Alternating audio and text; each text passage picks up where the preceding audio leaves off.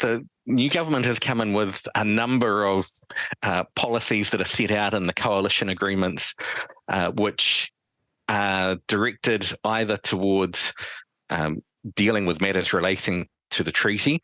So, for example, there's one of the terms that's come to be used in relation to the Treaty of Waitangi that we see in legislation as a phrase, the principles of the treaty. And so in a number of pieces of legislation, we have requirements that the government act consistently with the principles of the Treaty of Waitangi.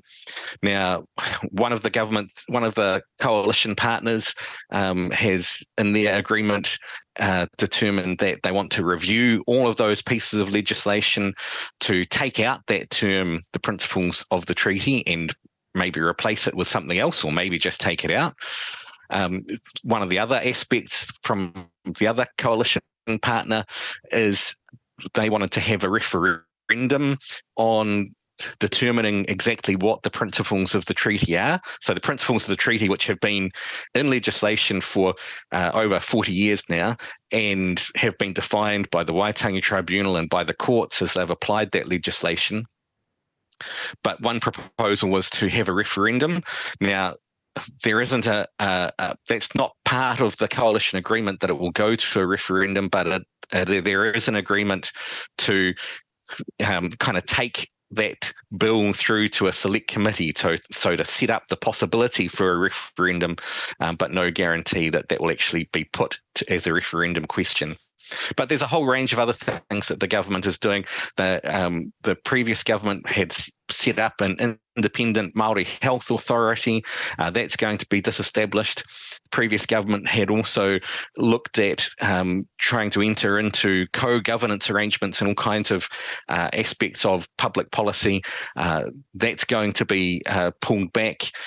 We have the work being done to implement the UN Declaration on the Rights of Indigenous People is going to be stopped. So a whole range of things that are going to impact on Māori rights, and particularly in relation to the treaty. Yeah, and a lot of that was introduced by, as you point out, the Ardern government that was very forward-thinking.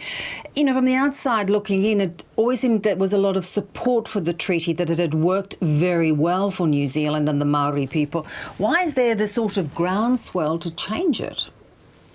Yes, well, I'm not actually sure that there is a groundswell for change, because one of the things that we've seen just in the few weeks that this new government has formally been in place is a number of protests, and not just Māori protesting, but many Pākehā or non-Māori also protesting about these measures.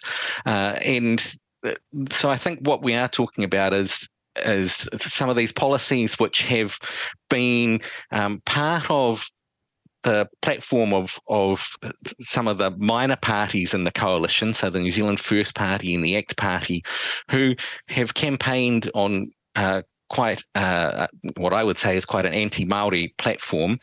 And in the coalition negotiations, they seem to have got their way on a lot of these issues relating to Māori, rolling back the kind of partnerships that government had been working on, as you say, had been working well. Yeah. So what is your sense of how it's all going to play out, whether these changes that are being proposed will be achieved? Well, I haven't seen any indication that the government wants to pull back from its agenda in relation to these matters.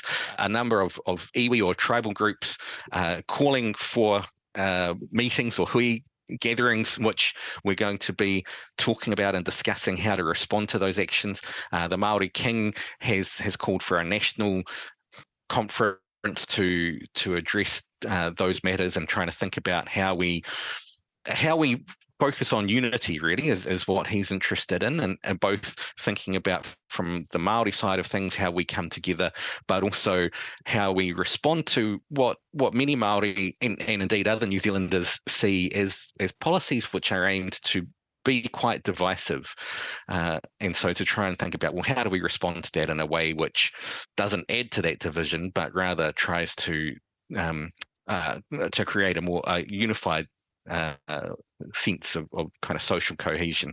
One of the things that I think has been really interesting is that the government has a lot of policies which are very much attacks on the Māori language, and for example, thinking about government agencies have been directed to use the English name first and not the Māori name, and other matters like this, whereas I think what the government will find is that many New Zealanders, not only Māori, value the Māori language and Māori culture much more than the government appears to. If we think about the number of people who are taking Māori language courses are always oversubscribed now. It's very hard actually to get into Māori language courses, and that's not just Māori who are reclaiming the language, but as I say, many other New Zealanders as well.